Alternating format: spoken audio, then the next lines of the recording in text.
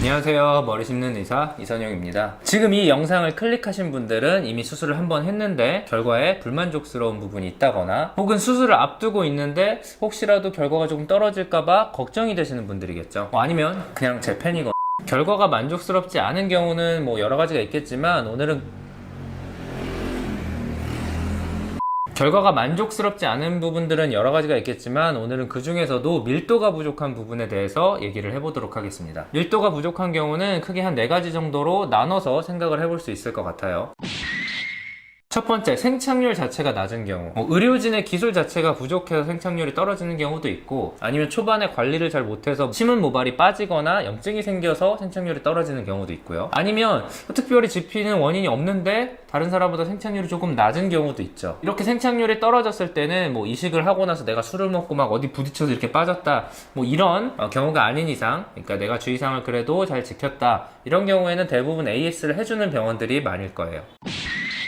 두 번째로, 이식량 자체가 부족한 경우. 비용 문제라든지 아니면 후두부 모발이 부족하다든지 이런 문제로 필요한 만큼 충분히 이식을 할 수 없는 경우가 있어요. 이런 경우 당연히 밀도가 낮아질 수밖에 없겠죠. 다만 이런 경우에는 보통 의료진이 수술을 하기 전에 현실적인 그 목표치를 제시를 할 거예요. 예를 들어서 환자분은 후두부 모발도 가늘고 밀도도 좀 낮기 때문에 비포 애프터에 나오는 이런 분들처럼 드라마틱하게 확 달라질 수는 없겠지만 그래도 이 정도 부분만큼은 밀도를 제가 만들어 드릴 수 있을 것 같습니다. 이런 식으로요. 물론 이식량이 적더라도 특정한 부분에만 모발이 안 났다던가 이런 부분은 생착률 저하에도 해당이 되는 거죠.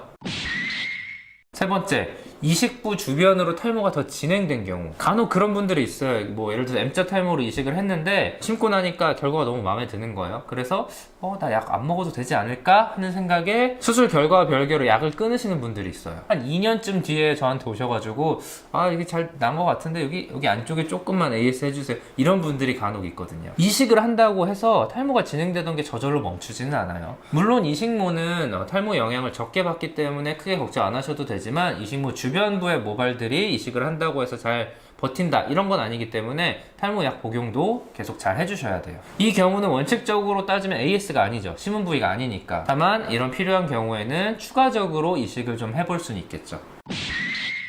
자, 네 번째로, 이식 수술이 문제없이 잘 이루어졌는데 결과가 내가 생각한 기대치보다 너무 낮은 경우. 그러니까 내 기대치가 너무 높은 경우죠. 사실 수술 전에 상담할 때 좀 충분한 시간을 갖고 하면 이런 문제가 생길 일은 잘 없어요. 이 모발 이식을 했을 때 정상 밀도만큼 결과가 충분히 잘 나오는 경우들도 많지만 우리가 채취하는 후두부 모발의 상태, 모발의 량, 밀도, 탈모약의 반응 정도에 따라서 항상 100% 최고의 결과가 나올 수는 없는 거죠. 이 부분에 있어서 AS 정책이라든지 이런 것들은 병원마다 의사마다 좀 다를 수 있지만 그것보다 더 중요한 거는 이 환자에 있어서 최대한 노력을 다해서 한계치만큼 이식 결과가 나왔는데 내가 예상하는, 내가 기대하는 이식의 결과는 그거보다 높다면 추가 이식을 해드릴 수가 없다는 거죠. 그러니까 더 개선할 여지가 없다는 거죠. 예를 들어서 탈모가 아주 심한데 후두부 모발은 또 별로 안 좋아요. 모발도 가늘고 밀도도 낮고, 이런 분이 내가 이식 수술을 하면 가발 쓴 것처럼 또는 20대처럼 좋아지겠지, 이런 기대를 하신다면 결과에 실망을 할 가능성이 높은 거죠. 이 모발 이식의 결과는 사람마다 당연히 다 다를 수밖에 없어요. 항상 저는 최선을 다해서 최대한의 결과를 내기 위해 노력을 해서 수술을 하지만